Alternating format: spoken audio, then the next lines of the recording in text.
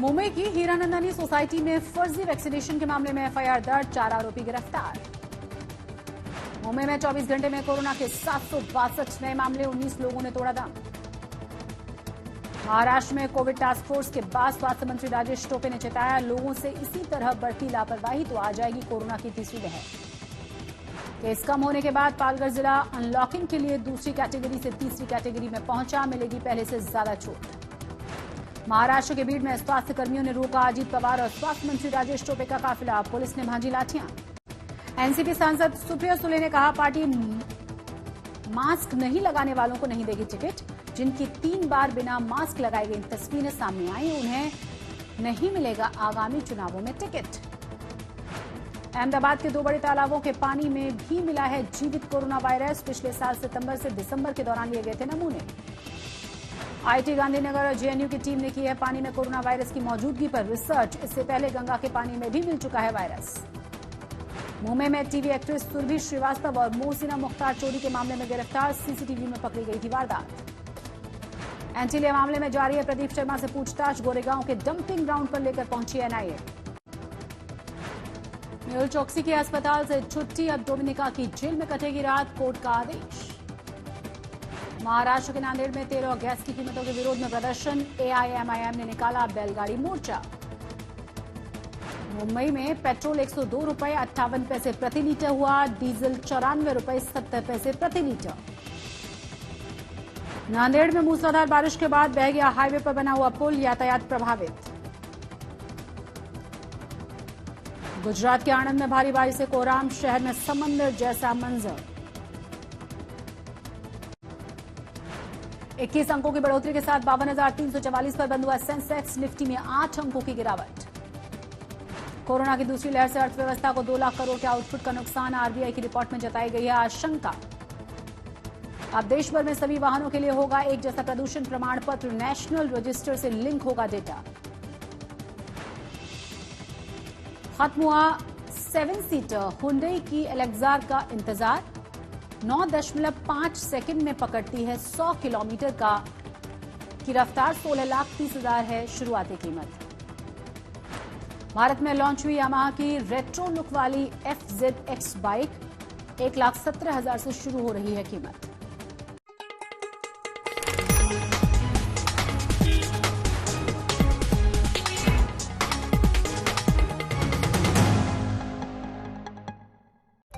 नमस्कार, आप देख रहे हैं आज तक और आपके साथ मैं हूं शशि तुषार शर्मा। मुंबई के वैक्सीनेशन स्कैम में नए खुलासे हुए हैं। जिस गैंग ने कांदिवली की हीरानंदानी सोसाइटी के साथ वैक्सीनेशन के नाम पर धोखाधड़ी की थी, इसी गैंग ने इस तरह के वैक्सीनेशन ड्राइव मुंबई में 9 जगहों पर लगाई है। पुलिस इसकी जांच कर रही है। मुंबई पुलिस ने शुक्रवार को वैक्सीनेशन स्कैम में 4 लोगों को गिरफ्तार किया है। इन पर आरोप है कि इन्होंने वैक्सीनेशन के नाम पर कांदिवली की हीरानंदानी सोसाइटी के 390 लोगों के साथ धोखाधड़ी की।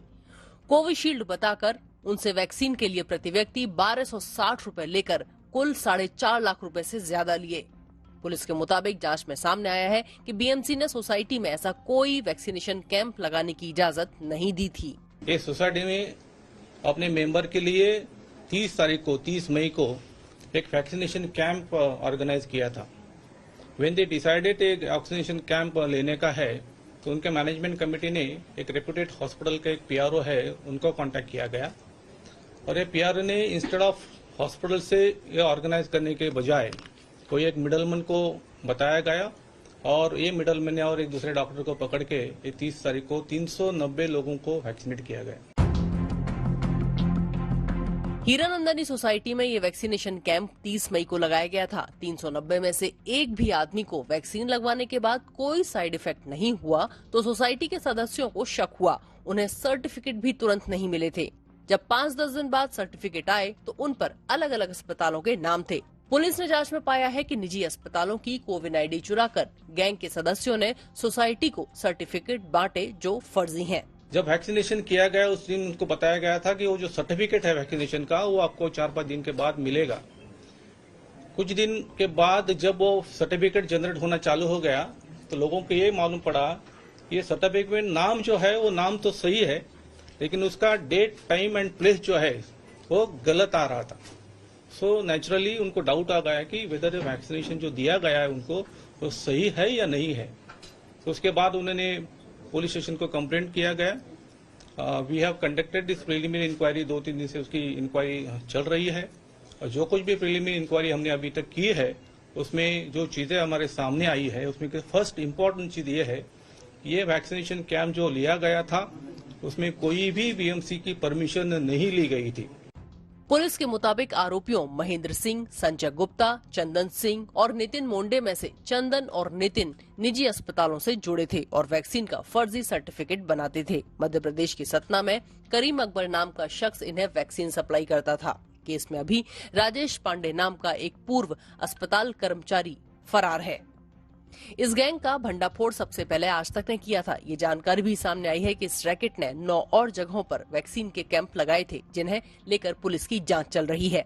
गुरुवार को बॉलीवुड के एक नामी प्रोडक्शन हाउस टिप्स के मैनेजिंग डायरेक्टर रमेश तोरानी ने कहा कि उन्हें भी शक है कि इस गैंग ने उनके साथ भी ठगी की है। इस गैंग के सदस्य संजय गुप्ता ने तोरानी के यहाँ वैक्सीन ड्राइव आयोजित की थी। तोरानी ने आज तक को बताया, मेरे यहाँ वैक्सीन ड्राइव में 365 कर्मचारियों को 30 मई और 3 जून को कथित रूप से कोविशील्ड लगाई गई थी, मगर अब तक किसी को सर्टिफिकेट नहीं मिला है। हमें बताया गया था कि हमें कोकिलाबेन अंबानी अस्पताल से सर्टिफिकेट मिलेगा। जब मेरे दफ्तर ने संजय गुप्ता से सर्टिफिकेट के लिए संपर्क किया तो उसने कहा कि वो शनिवार तक आ जाएगा। हमने एक डोज के लिए जीएसटी प्लस 1200 रुपए अदा किए थे। अब हमें ये चिंता हो रही है कि हमें सही में कोविशील्ड ही लगी है या फिर सलाइन वाटर दे दिया गया। टिप्स के अलावा एक और प्रोडक्शन हाउस मैचबॉक्स में भी ऐसी ही फर्जी वैक्सीनेशन ड्राइव होने की खबर आई है। यहाँ 150 कर्मचारियों को कथित वैक्सीन लगाई गई है। मुंबई पुलिस जांच कर रही है कि और कहां-कहां इस रैकेट ने लोगों को चूना लगाया। फिलहाल सभी आरोपियों को 25 जून तक कोर्ट ने पुलिस हिरासत में भेज दिया है। 4 लोगों को अपनी गिरफ्त में लेने के बाद मुंबई पुलिस ये पता लगाने में जुटी है कि आखिरकार वो दवाई क्या थी। 2 लोग इस केस में वांटेड है और शायद उन्हीं से असली सच इस पूरी दवाई के मामले में सामने आ पाएगा। कैमरा पर्सन मंगेश आम्बरे के साथ मुस्तफा शेख, मुंबई, आज तक। महाराष्ट्र ने पहली और दूसरी दोनों ही लहरों में कोरोना का सबसे भयावह रूप देखा है, ये हम सब जानते हैं। 1,15,000 से ज्यादा लोगों की महाराष्ट्र में कोरोना से मौत हुई है। फिर भी लोग कोरोना गाइडलाइंस का पालन नहीं कर रहे हैं।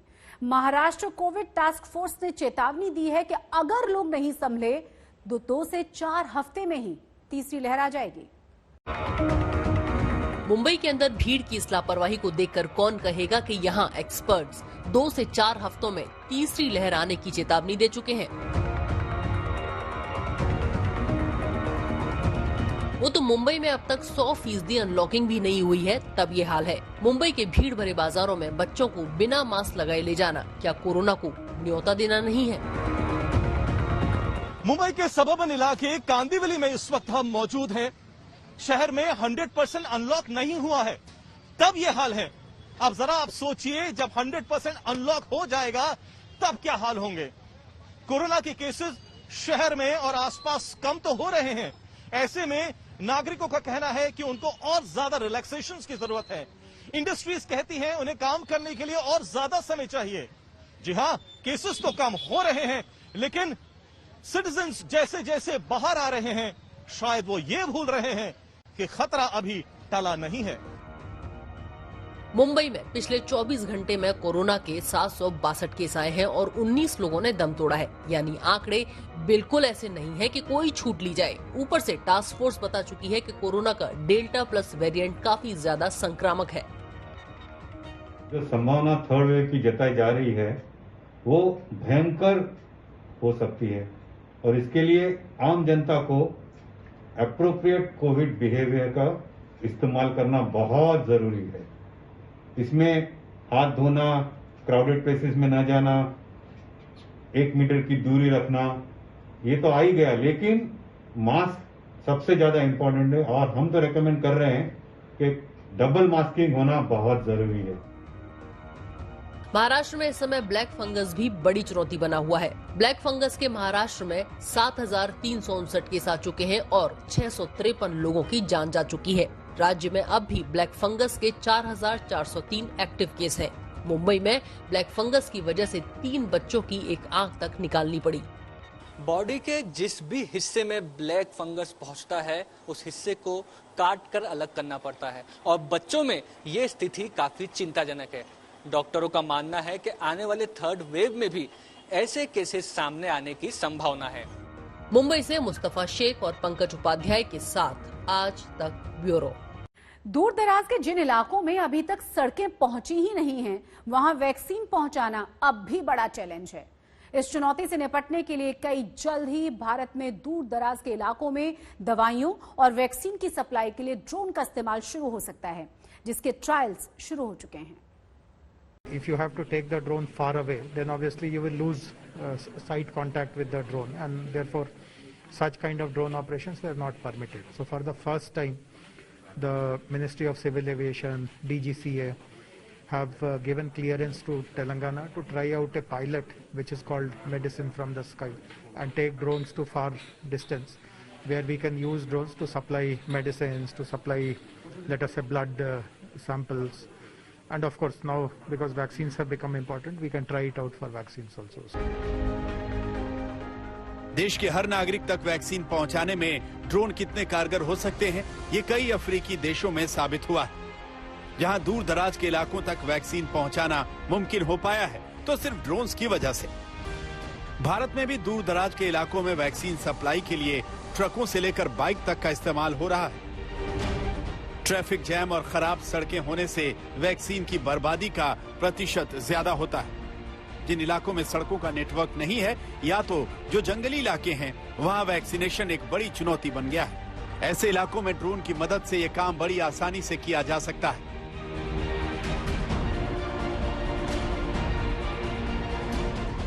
कर्नाटक और तेलंगाना सरकार पिछले साल से ही ड्रोन के इस्तेमाल पर काम कर रही है। उसी दौरान ICMR ने भी IIT कानपुर के साथ मिलकर एक फिजिबिलिटी रिपोर्ट तैयार की है और देखा कि क्या ड्रोन से वैक्सीन सप्लाई मुमकिन है।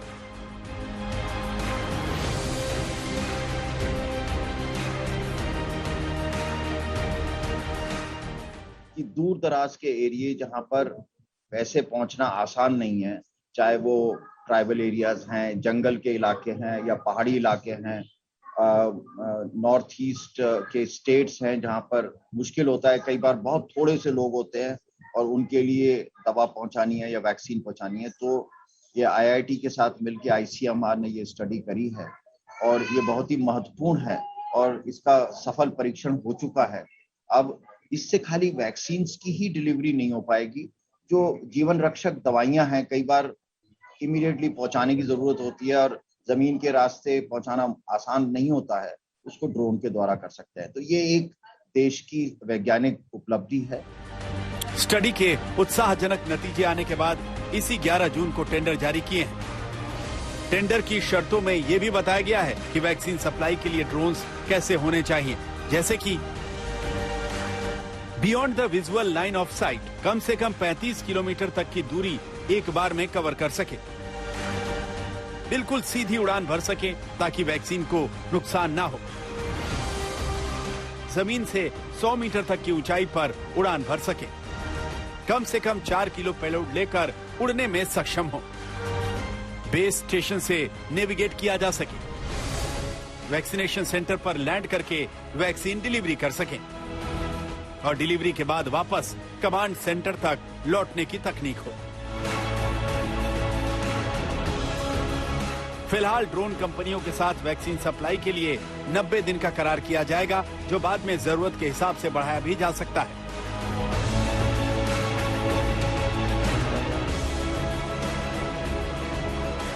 हमारे भारत में ऐसे कई इलाके हैं जो नियरेस्ट रोड हेड से 1, 2, 3 या कोई इलाका जो है 5-6 दिन के ट्रैकिंग के बाद आप पहुंचते हैं। ऐसे इलाके में मैं जा चुका हूं, ट्रैक कर चुका हूं। लेह लद्दाख में इतना नहीं है जितना नॉर्थ ईस्ट में है, अरुणाचल प्रदेश में और नागालैंड के कुछ इलाकों में, वहां पे ये बहुत काम आएगा। सो ये ट्रायल्स को एक टेक्नोलॉजी डेमोन्स्ट्रेशन के हिसाब से देखना चाहिए हमको, और इस टेक्नोलॉजी डेमोन्स्ट्रेशन से हमको ये पता लग जाएगा कि हम दवाइयां हों या वैक्सीन हो, ड्रोन के माध्यम से हम इसको भेज सकते हैं आगे।